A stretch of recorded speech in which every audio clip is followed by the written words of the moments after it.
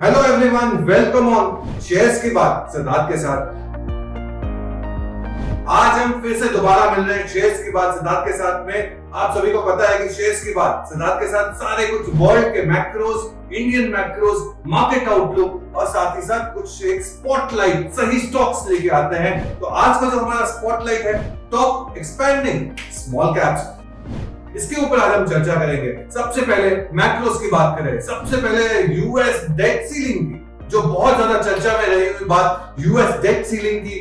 आज हमने देखा कि डेट सीलिंग अब पारित हो चुका है लोअर हाउस में, अब अपर हाउस में पारित होने की बात है ओवर द वीकेंड्स में। ये काफी अच्छी खबर है कि डेट सीलिंग की जो बहुत बड़ा घना बादल था वो अब क्लियर हो चुका है। अब वीकेंड्स के ऊपर नजर है कि किस हिसाब से आगे बढ़ना है। सबसे बड़ी चीज यूएस फेड आने वाला है। यूएस फेड 14 जून को इनकी पॉलिसी आने वाली है, जहां पे उम्मीद है 25 बेसिस पॉइंट से ब्याज दर बढ़ाए जा सकते हैं। बट ये कितने लोग मानते हैं? करीबन 38% people are expecting of 25 bips raise in interest rates.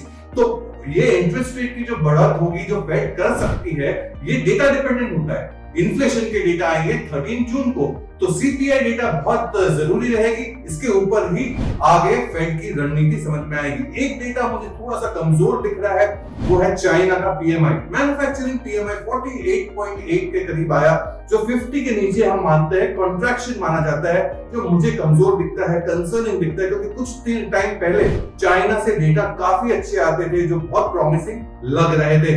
Overall macro economics की बात करूं दोस्तों, ब्रेंट क्रूड करीबन $73 के करीब है। डॉलर इंडेक्स की बात करो 104 के करीब है। और सबसे बड़ी चीज यूएस का 10 year bond yield 3.64 which is broadly stable. So ये है लेखा जोखा ग्लोबल मैक्रोस का। इंडिया की बात करें तो बहुत अच्छी खबर आई है। इंडिया का जीडीपी चौथी तिमाही की जीडीपी डेटा आए हैं 6.1% के करीब, और पूरे साल के यानी FY23 के जो डेटा हमने देखे हैं 7.2%। उम्मीद थी 7% की, 7% की उम्मीद से काफी बेहतर जीडीपी डेटा हमने देखे हैं भारत के। ओवरऑल पर्सपेक्टिव से मैक्रोस काफी वेल स्टैक्ड अप है।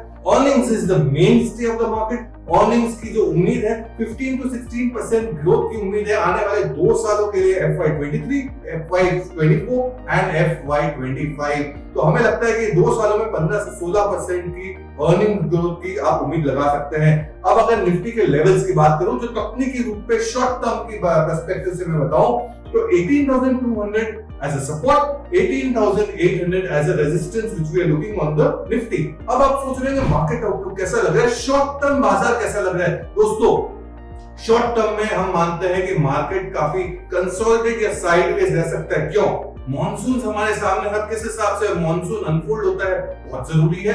यूएस फेड के जो 14 जून को डेटा आने वाले हैं उसके ऊपर नजर रहेगी बाजार की, तो और आरबीआई की पॉलिसी भी 8 जून को है, उसके ऊपर भी बाजार की नजरें रहेगी। तो मैं मानता हूं फर्स्ट हाफ तक या शॉर्ट टर्म में बाजार कंसोलिडेट यानी साइडवेज रह सकता है।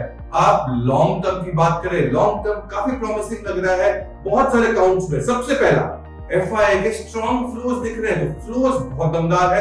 दूसरा, अर्निंग ग्रोथ काफी स्ट्रॉन्ग है, और मैं मानता हूं कि अर्निंग ग्रोथ स्ट्रॉन्ग होते हुए ओवरऑल पर्सपेक्टिव से आप मान सकते हैं कि ये अच्छा दिशा दे सकती है बाजार को। तो लॉन्ग टर्म पर्सपेक्टिव से ओवरऑल मैक्रोस काफी स्ट्रॉन्ग दिख रहे हैं भारत के, जो हमें लगता है कि लॉन्ग टर्म से भारत को फायदा मिलेगा। सो शॉर्ट टर्म कंसोलिडेटिंग यानी साइडवेज, लॉन्ग टर्म काफी पॉजिटिव देख रहे हैं हम इंडियन मैक्रोस में।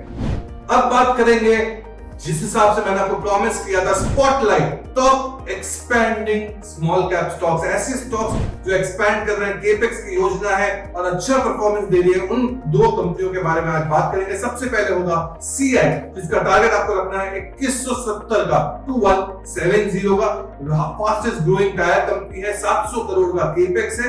इनफैक्ट जो अभी हमने नतीजे देखे, इसमें वॉल्यूम ग्रोथ हमने देखा करीबन 7% ईओक्यू ग्रोथ देखा, क्योंकि 5% का रिप्लेसमेंट डिमांड था, 15% का एक्सपोर्ट डिमांड देखा गया। सीएट बेहतरीन कंपनी है जिसमें मुनाफा आप 80% प्लस सीएजीआर से आप ग्रोथ देख सकते हैं आने वाले 2 सालों के लिए।